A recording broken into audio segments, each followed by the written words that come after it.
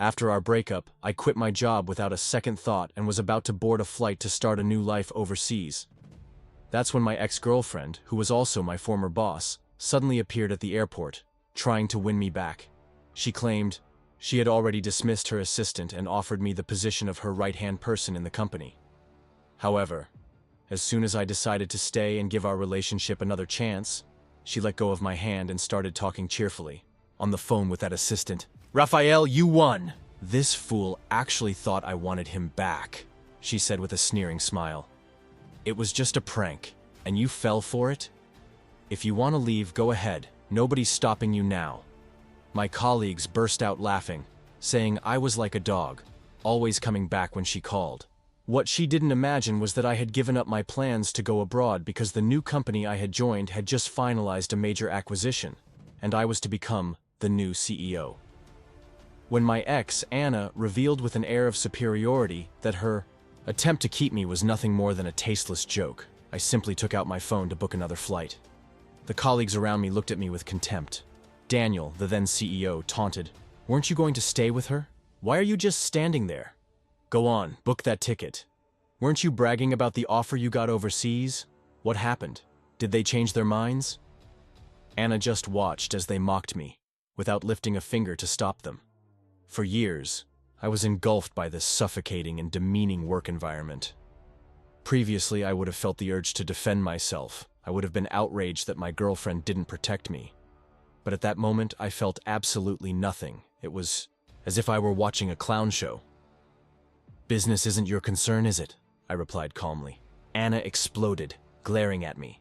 "But you're still so stubborn with your supposed skills. If I hadn't supported you all these years, you might not even have enough to eat. Going abroad? What a joke." Yes, I graduated from a prestigious university, left a good, well-paying job that many covet, hoping to help her build everything from scratch. Even so, in Anna's eyes, I was a nobody. I was only there thanks to her, or at least that's what she thought. I almost laughed out loud. I loved her immensely.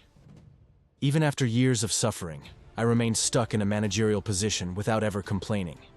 But when she started assigning my projects to the new assistant, Raphael, and making me bear the responsibility for his mistakes, demoting me and cutting my salary, while promoting Raphael and increasing his, that was the wake-up call I needed.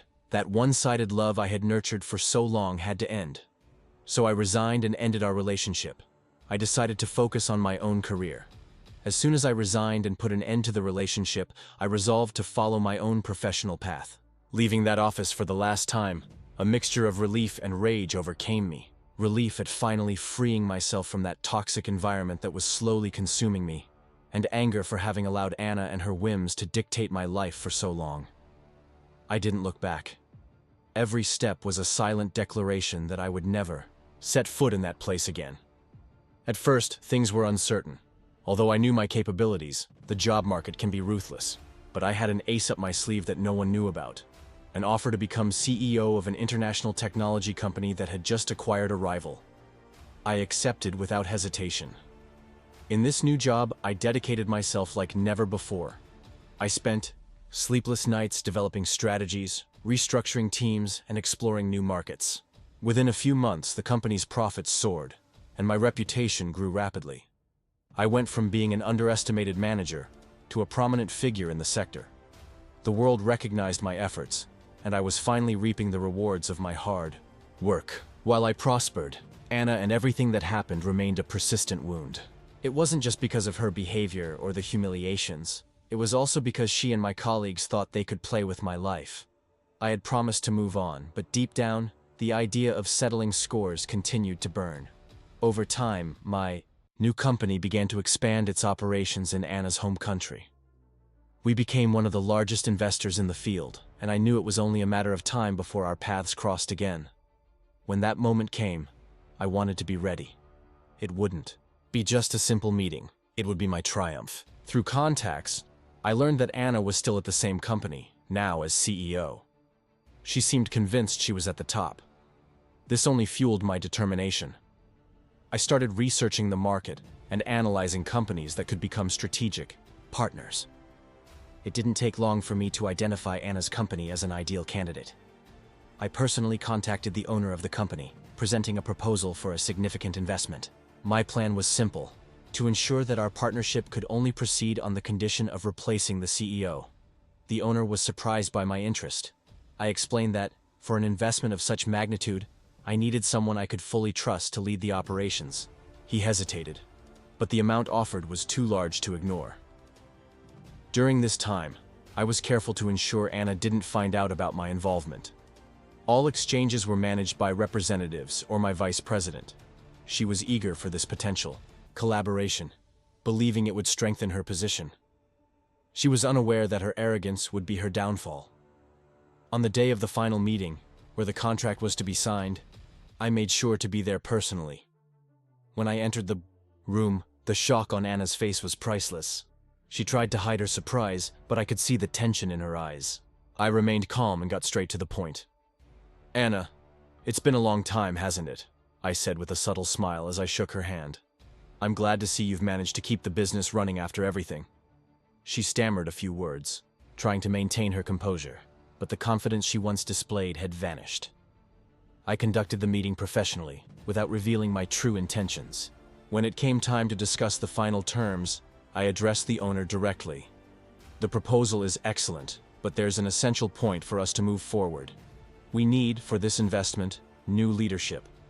It's not a matter of discredit, just a strategic alignment." The silence in the room was heavy. Anna tried to argue, but the owner already seemed inclined to accept my condition. He knew this investment would change the future of his business, and in the end, that's what mattered to him.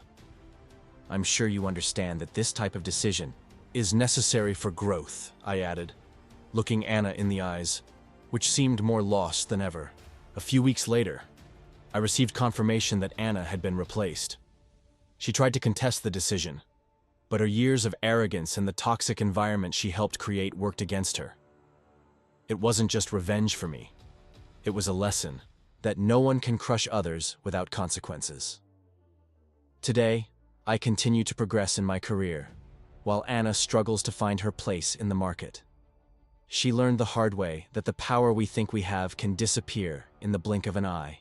As for me, I move forward calmly, knowing I obtained justice, but without ever letting it define me. After all, the greatest victory was choosing to value myself from the start. A few months after Anna was removed from her CEO position, my life reached a level I had never imagined. My company was constantly expanding, and my name became synonymous with success in the industry. Still, it seemed Anna and Raphael couldn't accept what had happened. Through a contact, I found out he was spreading rumors, trying to discredit my work and my success, claiming my success was just a coincidence, and that I didn't have the real skills to run a business of that size. At first, I ignored it. I knew my work spoke for itself, and I had nothing to prove to anyone. But when they tried to humiliate me publicly at a gala, I decided it was time to put them back in their place. This event was a gathering of business leaders, and I was invited as the keynote speaker. Upon arrival, I noticed Anna and Raphael sitting at the back of the room, whispering to each other, looking at me. It was obvious they were up to something. I paid no attention and continued to exchange ideas with other leaders, focused on the evening's objective. After my speech, while I was talking with guests, Anna approached me with a sarcastic smile.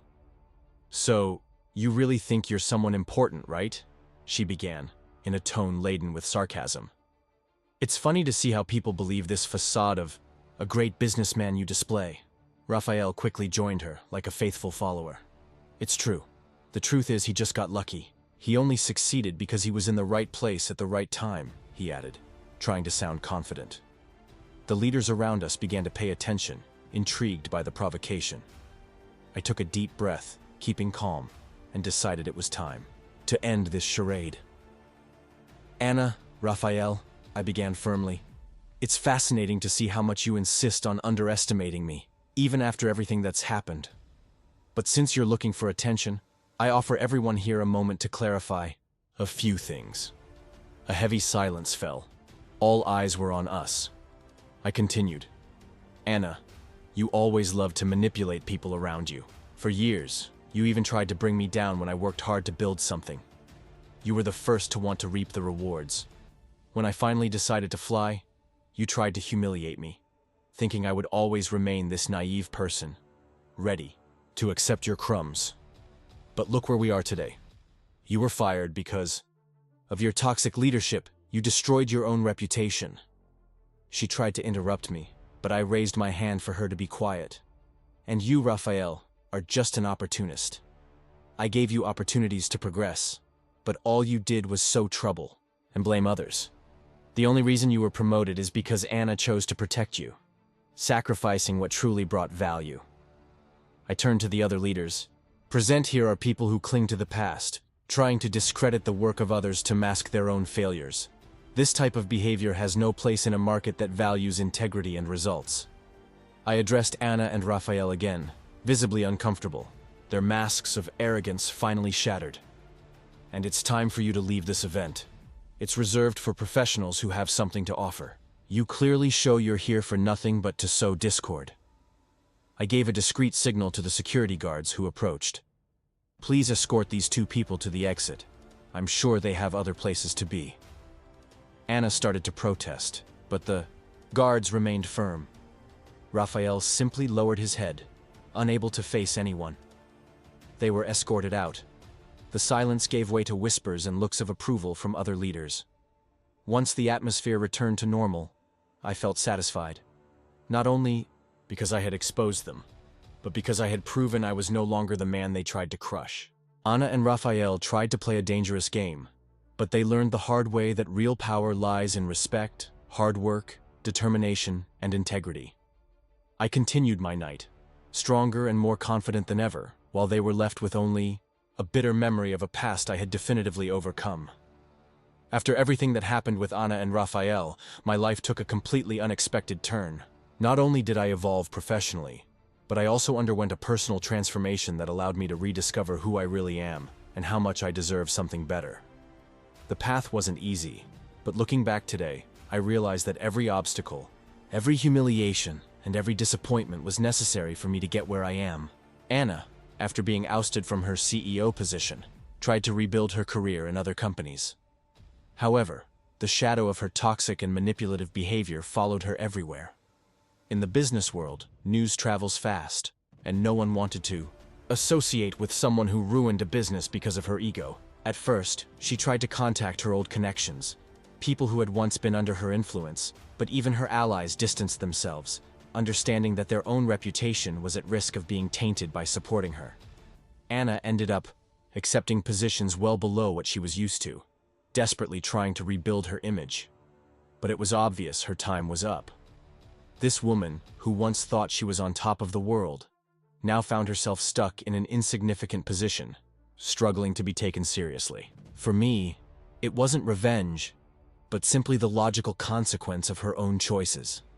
As for Raphael, his downfall was even more rapid. The one who always hid behind Anna's protection saw his credibility crumble as soon as his professional irregularities were revealed. With no one to cover up his mistakes, he was fired from several positions in a short time. He tried to change sectors, but his reputation followed him. I heard he ended up starting a small company in a desperate attempt to stay afloat, but without the necessary skills or discipline, it failed quickly. In the end, Raphael had to accept mediocre jobs, where no one knew his past or his failures. While he was trying to pick up the pieces of his life, I was advancing by leaps and bounds. My company experienced exponential growth, expanded into new markets, and consolidated itself as a leader in innovation and development. I became an influential figure in the sector, with constant invitations to events, conferences, and partnerships. But beyond professional success, I understood there was something even more important to build: an authentic personal life, something I never had with Anna. That's when I met Isabella. It wasn't expected or exceptional. It happened during an informal gathering introduced by common friends. I was there without high expectations, and I remember noticing her immediately. There was something about her energy, her sincere smile, and her way of speaking that attracted my attention. We started talking. To my great surprise, there was no game, no manipulation, no mask. Isabella was authentic, direct, and exuded an almost unreal lightness after everything I had been through. Over time, our conversations became more frequent, and what started as a friendship evolved into something much deeper. Isabella not only understood my ambitions, but also encouraged me to be better. Unlike Anna, who constantly downplayed my achievements or made me feel incompetent, Isabella celebrated each of my victories as if they were hers. She was present in difficult times and reminded me, in periods of doubt, that I didn't have to face everything alone. Everything I imagined sharing with Anna, complicity, mutual respect, and a true connection, I found with Isabella, but on a much higher level. She wasn't just my partner, but also my friend, my confidant, and my greatest support. When I came home after an exhausting day, I knew she would be there, not to judge me, but to share both victories and defeats. With her, I understood what true love is: a balance, reciprocal support, and a partnership that elevates you instead of bringing you down. Today, after more than 2 years together, I can say with certainty that I have never been happier. Isabella not only surpassed all my expectations in love, but also helped me understand that I deserved much more than what I accepted in the past. When I think of Anna today, I feel only indifference. She's no more valuable to me than the shoes I wear, and I say this without resentment, but with the certainty that she no longer has any power over me. Everything I had once wished for and idealized with Anna, I have today with Isabella, and it's much better than anything I could have imagined. The life I dreamed of having in my moments of frustration doesn't even compare to the extraordinary reality I live today. Isabella showed me that love isn't a constant struggle, but a space for mutual help, growth, and happiness. Looking back, I understand that every difficulty was necessary. If I hadn't faced the humiliations, betrayals, and contempt from Anna, I might never have had the courage to walk away from her and seek something better. I might never have met Isabella, nor learned to value myself as I deserve. Today, my life is complete. I have an exceptional wife by my side, a solid career, and especially, the peace of mind of knowing I've left the past where it belongs. Anna and Raphael are nothing more than distant memories of a closed chapter. I moved on, and I did it in the best way possible, by being happy. I finally blossomed, free.